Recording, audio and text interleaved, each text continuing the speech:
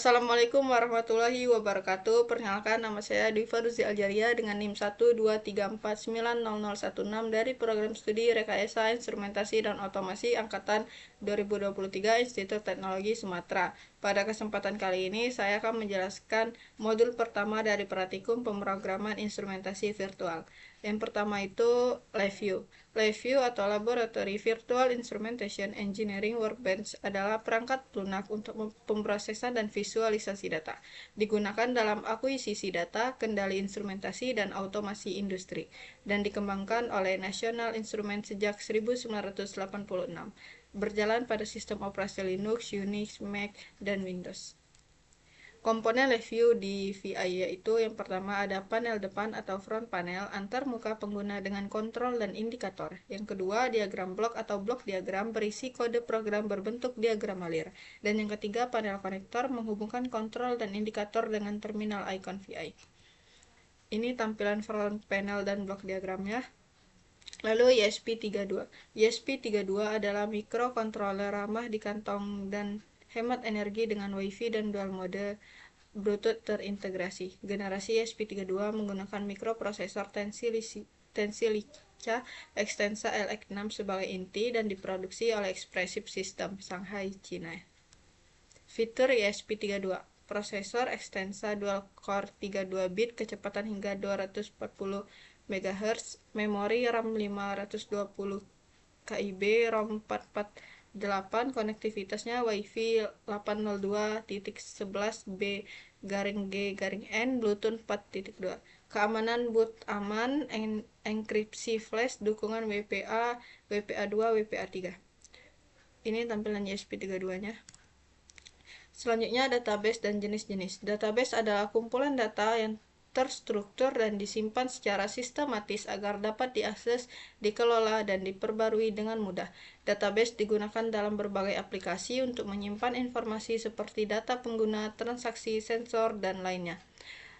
Selanjutnya, jenis-jenisnya yaitu database relasional atau MySQL, PostgreSQL, SQL Server, Oracle.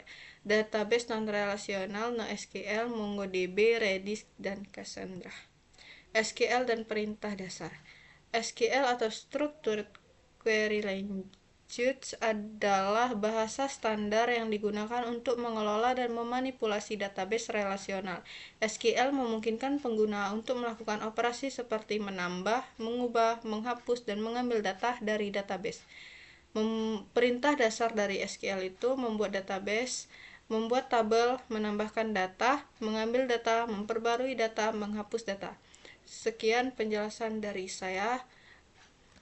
Selanjutnya saya akan membuat program di LabVIEW menggunakan LabVIEW. Di sini perintah tugasnya yaitu buatlah sebuah rangkaian LabVIEW untuk perhitungan data random sebanyak 50 data yang datanya akan disimpan dalam waveform graph. Pertama kita buka dulu LabVIEW-nya. Kita mulai dari awal. Ini kita create project. Lalu kita blank project. Lalu di sini kita buat dulu filenya, Ctrl save.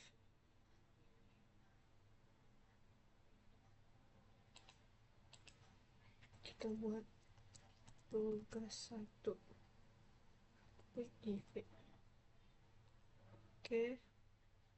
Lalu kita buat new VI. Di sini ada dua bagian.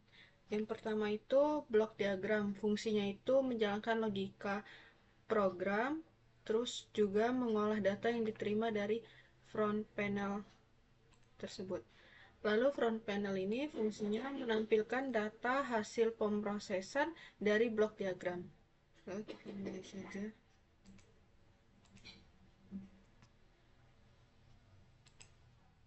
Sini di front panel kita di sini soalnya itu data random sebanyak 50 data.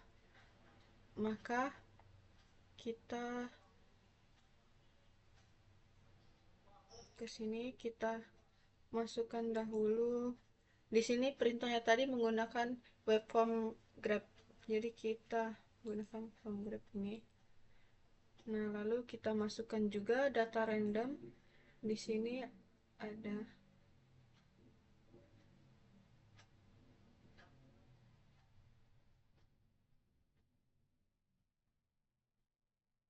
nih, di numerik kita masukkan randomnya ini. Ini ada U64, I64 sama DBL. Kita menggunakan yang U64. Mengapa kita menggunakan U64? Karena kita menggunakan angka yang positif datanya. Sedangkan kalau I64 itu bisa positif, bisa negatif. Sedangkan kalau yang DBL itu untuk yang bilangan desimal. Lalu kita sini kita masukkan konstannya. Ini batas atasnya itu 50. Kita buat aja sampai 100 dia. Kita buat 20. Lalu kita masukkan lagi random number satu lagi. Kita buat batas bawahnya itu 5.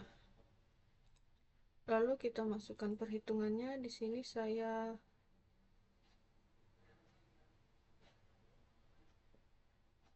menggunakan perhitungan perkalian. Lalu kita sambungkan ke sini.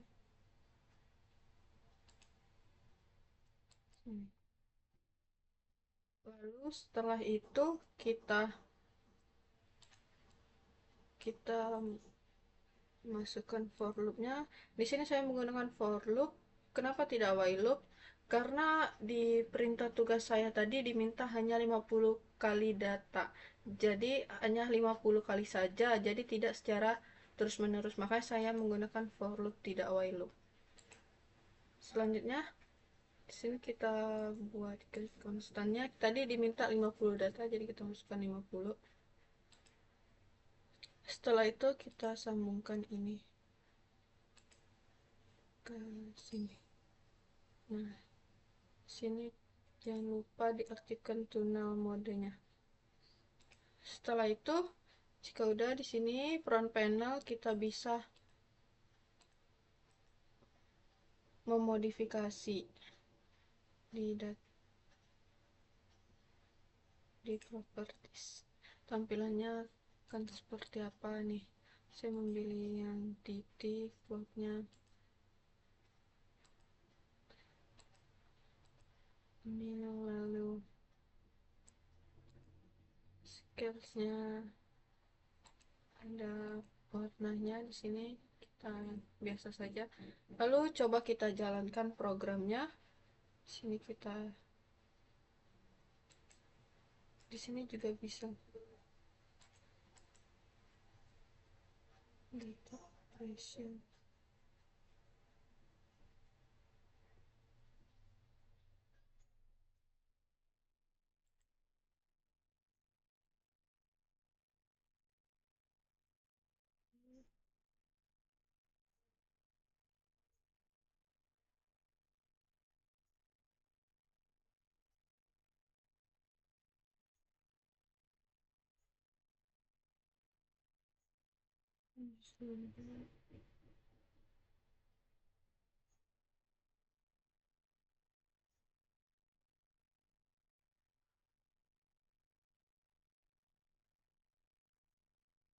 Oke, coba kita jalankan programnya. Nah, di sini kita bisa lihat, kita coba ulang, kita nyalakan highlightnya untuk melihat eksekusinya. Oke, di sini ya berjalan. Di sini dia mengirim data dikalikan dan jumlahnya ini ke dia munculnya di sini. Coba kita clear grabnya, kita coba ulang jalankan.